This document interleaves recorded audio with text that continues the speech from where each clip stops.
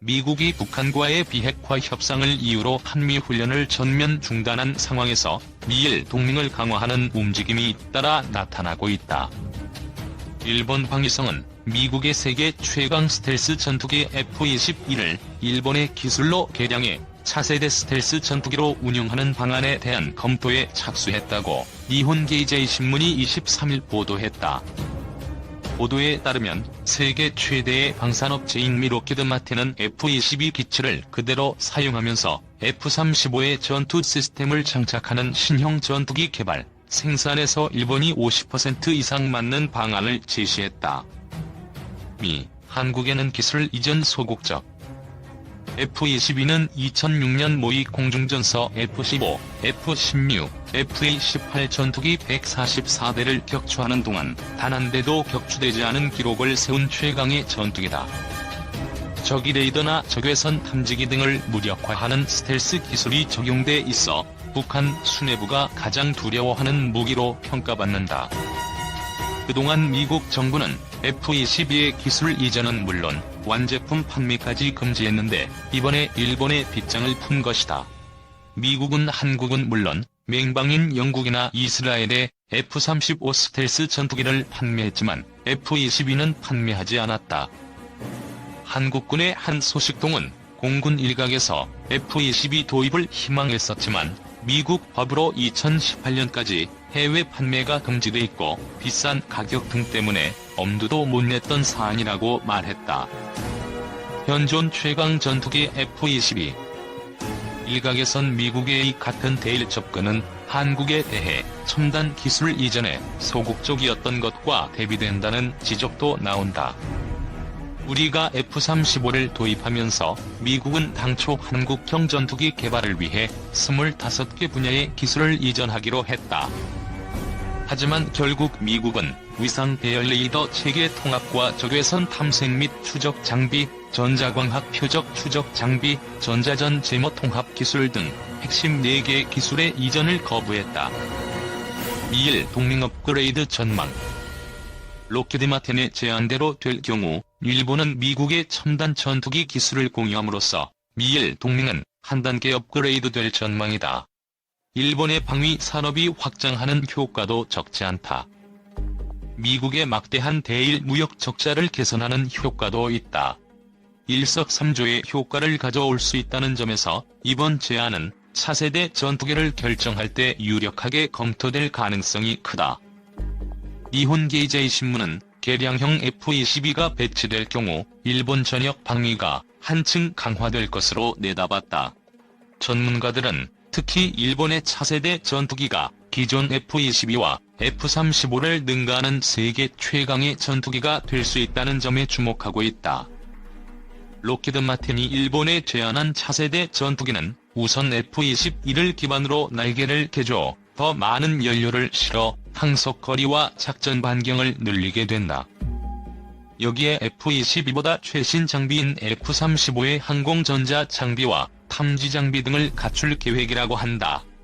F-22의 대당 가격은 2,200억 원 이상이며 일본 차세대 스텔스기도 대당 210억에서 240억엔에 이를 것으로 추정된다. 한편 주일 미군은 10월에 도쿄도 요코타 기지에 수직 이착륙기 CV-22 오스프리 5기를 배치하고 정식으로 운용키로 했다. 주일 미군은 2024년까지 요코타 기지에 배치하는 오스프리를 총 10대로 늘릴 계획이다. 오스프리는 지난 4월 요코타 기지에서 처음으로 시험 비행한 바 있다. 오스프리가 오키나와현 말고 일본 본토에 배치되는 것은 이번이 처음이다. 한군 이래 최대 무기 개발 사업인 한국형 전투기 사업이 본궤도에 올랐다. 전투기 개발에만 8조 6천억 원, 120대 생산에 10조 원이 투입되는 18조 6천억 원짜리 초대형 사업이다.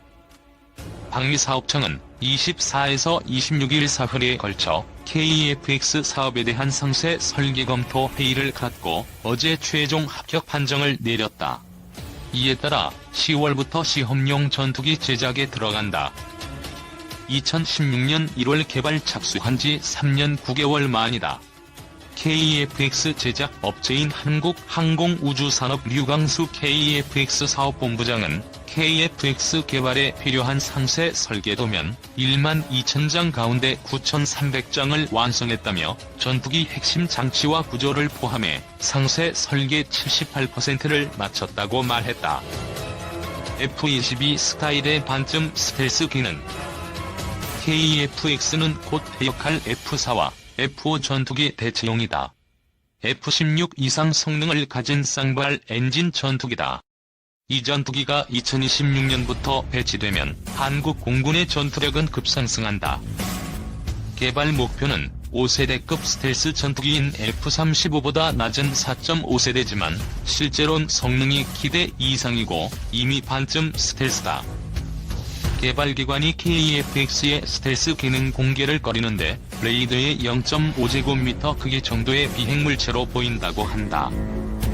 글로벌 시큐리티에 따르면 미 해군 FA-18EF와 프랑스 라팔은 레이더의 1제곱미터 크기로 F-15는 25제곱미터, 스텔스인 F-35는 0.005제곱미터로 보인다. 카이는 이를 위해 KFX의 동체 구조를 F-22와 유사한 스텔스 모양으로 설계했다. 대부분 센서는 기체 안에 넣었고 동체 아래 중앙에 장착하는 4발의 중거리 공대공 미사일도 반쯤 매립했다. 스텔스기의 특징인 내부 무장함을 추가로 만들 수 있도록 설계에 반영해두었다. 카이는 스텔스 재료와 기술도 개발 중이라고 한다. 카이 관계자는 앞으로 KFX의 스텔스 기능을 개량하면 F-117 수준이 될 것이라고 전망했다. KFX는 급선회 및 기동 등 비행 능력에다 최첨단 장치로 무장한다. 전 세계 일반 전투기 가운데 최강 성능을 예감하고 있다.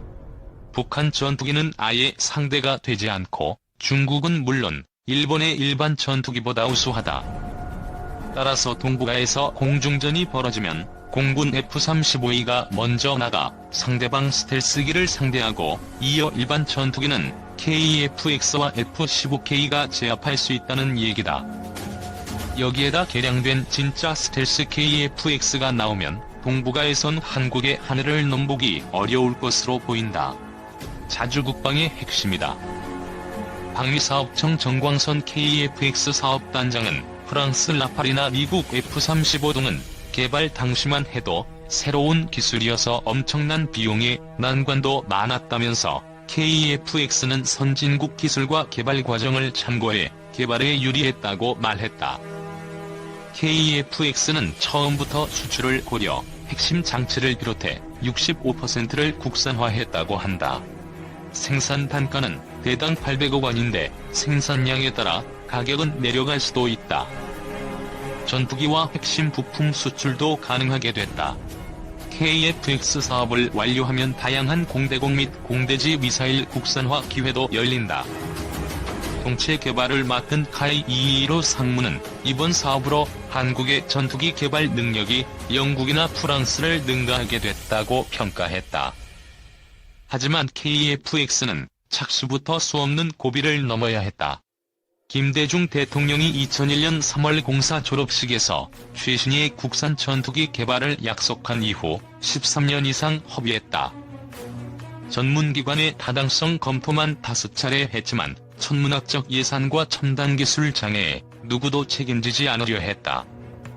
2015년엔 F-35 도입 대가로 미국 로키드 마틴이 한국에 제공키로 한 25개 기술 가운데 다기능 위상 배열 레이더 등 4가지를 미 정부가 거부하기도 했다. 그때 KFX 사업은 다시 절체절명의 위기에 빠졌다. 실제 개발 과정은 첩첩산 중이었다.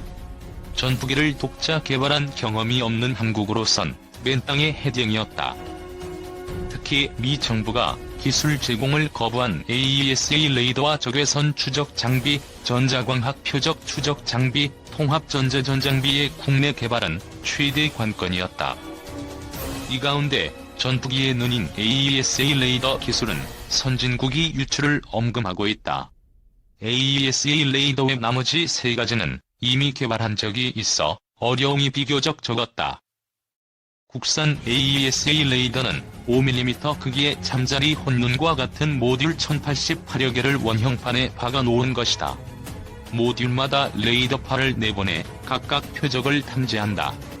눈이 1088개인 셈이다. 미국 F-35의 AESA 레이더는 약 1200개의 모듈로 구성되어 있다. 이 레이더는 F-15K의 기계식 회전 레이더와 달리 전자적으로 레이더 빔을 조사한다.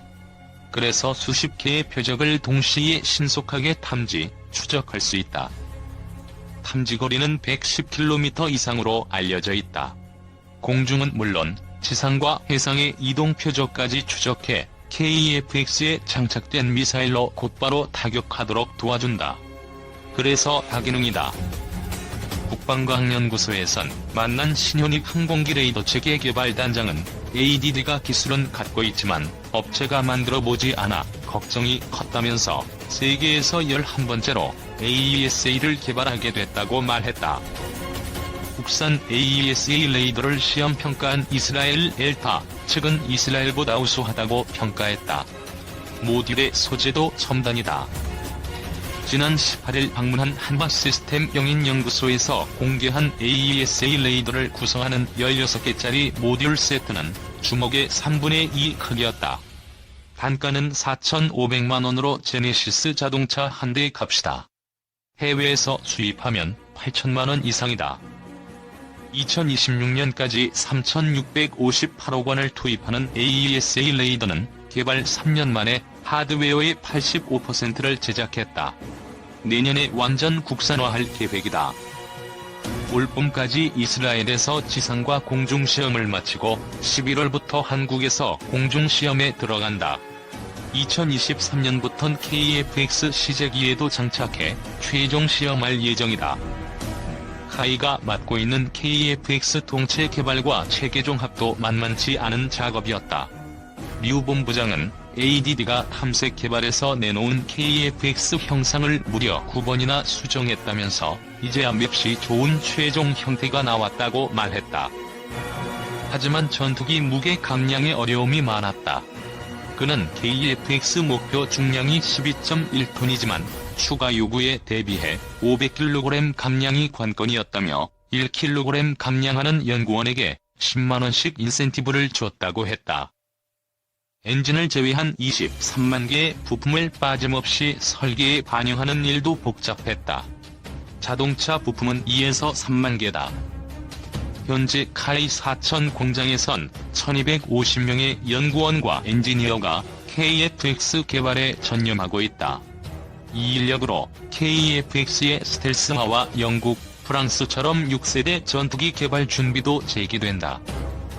카이는 2021년 4월 첫 시제기를 출고하고 시험 비행을 거쳐 2026년 1차로 전투기 8대를 공군에 납품할 계획이다.